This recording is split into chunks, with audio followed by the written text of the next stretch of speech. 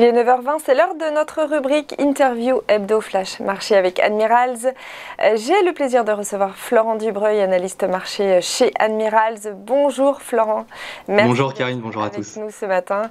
On va commencer tout de suite par un coup de com', c'est celui d'Elon Musk. Alors bon, on y est habitué à ces coups de com' sur l'action Tesla, qui n'est plus d'ailleurs une lointaine menace pour les constructeurs traditionnels. Je crois que le PDG de Volkswagen considère désormais la firme américaine comme son principal rival, et pourtant on voit ce gros point d'interrogation sur votre graphe.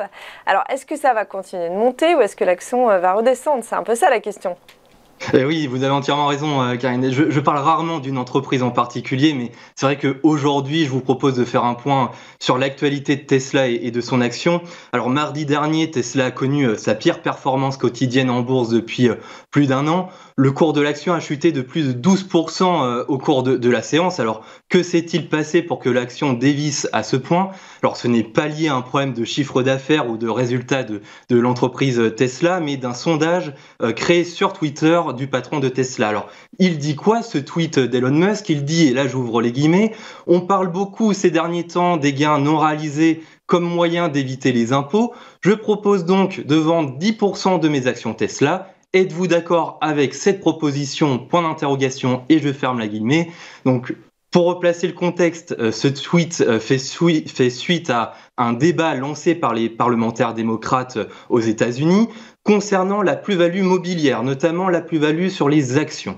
Et en effet, les démocrates, ils proposent d'imposer les super riches, comme Elon Musk, sur la plus-value de leurs actions qui sont actuellement simplement taxées lorsqu'elles sont vendues. Donc, ils veulent taxer la plus-value dite latente. Donc, pour les démocrates, les super riches peuvent mettre en gage leurs actions pour emprunter auprès des banques et donc s'enrichir. Et c'est cette notion d'enrichissement qui, aujourd'hui, n'est pas taxée et qui pose problème pour certains.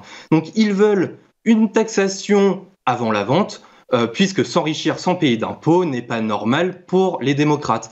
Alors, pour revenir au sondage, il a tout de même rassemblé plus de 3,5 millions de votants, c'est pas rien, et le résultat était oui à 57,9%. Ça veut dire qu'Elon Musk va vendre 10% de ses actions Tesla. Et donc les investisseurs ont pris peur et ont préféré vendre, faisant chuter le cours de l'action.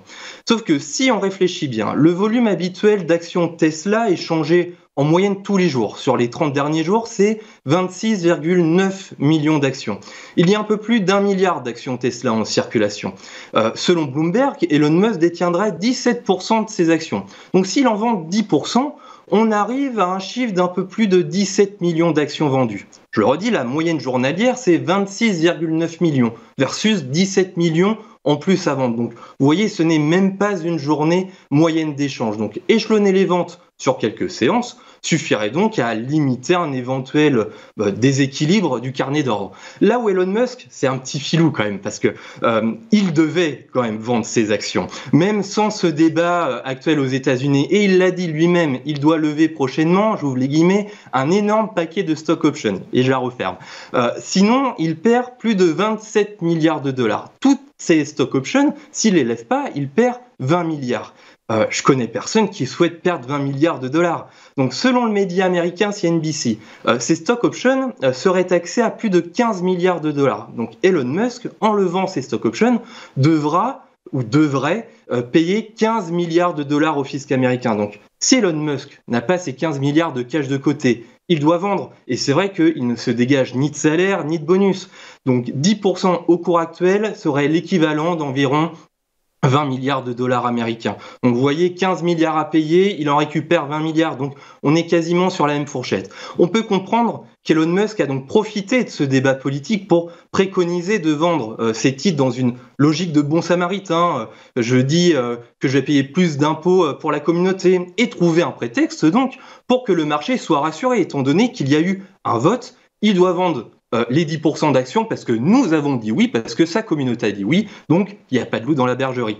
En revanche, une chose qui est importante, c'est que le sondage a donné lieu à une vente massive qui a été exacerbée par la nouvelle selon laquelle plusieurs autres membres du conseil d'administration, dont le frère d'Elon Musk, Kimball Musk, ils ont récemment demandé de vendre pour près d'1 milliard de dollars d'actions Tesla.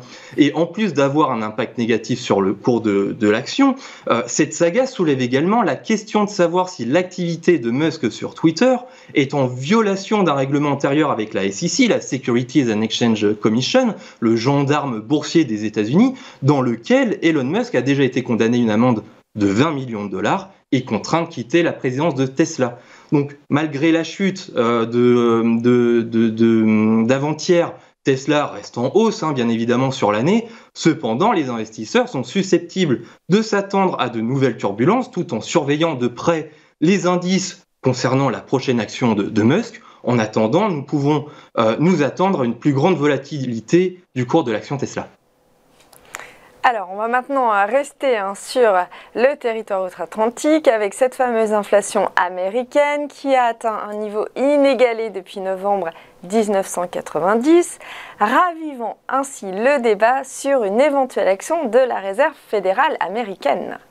Et oui, c'est tombé hier après-midi. Le taux d'inflation aux États-Unis, octobre 2021, c'est 6,2% sur un an, alors que la prévision était de 5,8% et que l'inflation du mois dernier était de 5,4% sur un an. Donc, on est à plus 0,8 points. Donc, je rappelle qu'au mois d'octobre 2020, sur un an, le taux d'inflation était de 1,17. Alors, certains me diront, Florent, n'exagère pas, c'était la crise du Covid. Alors, ok, remontons encore un an en avant. En octobre 2019, on était à 1,76% sur un an.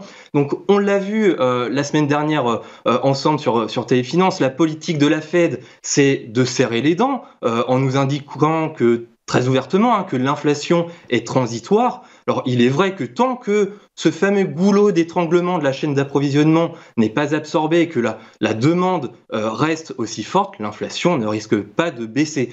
Quand ce goulot doit disparaître, on en parlait il y a quelques semaines, d'ici un an, selon certains analystes et certains chefs d'entreprise. Donc, est-ce que Jérôme Powell va continuer son jeu d'équilibriste en laissant filer l'inflation ou, à contrario, va-t-il réduire son soutien monétaire à l'économie plus vite que prévu? Je pense qu'on vient d'entamer la saison 2 d'une magnifique série. Alors maintenant, on va parler du service Admirals Scanner de marché. On va mettre justement ce fameux radar marché à l'écran pour suivre les mouvements et les opportunités de trading de la journée. On va regarder justement sur votre slide quelles ont été les valeurs les plus volatiles du jour. Alors, à la hausse comme à la baisse. Lesquelles sont-elles ? Oui, alors on vient de parler de Tesla. Je vais prendre l'exemple de Tesla.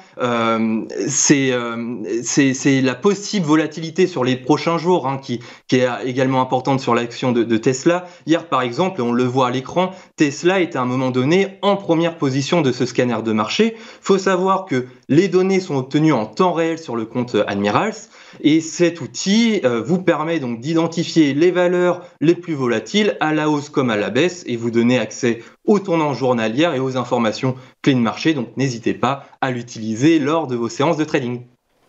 Merci beaucoup Florent pour toutes ces indications. On vous retrouve la semaine prochaine pour notre interview Flash Marché chez Admirals. On va marquer une dernière courte pause et on revient pour le premier point sur la bourse en direct. Restez connectés.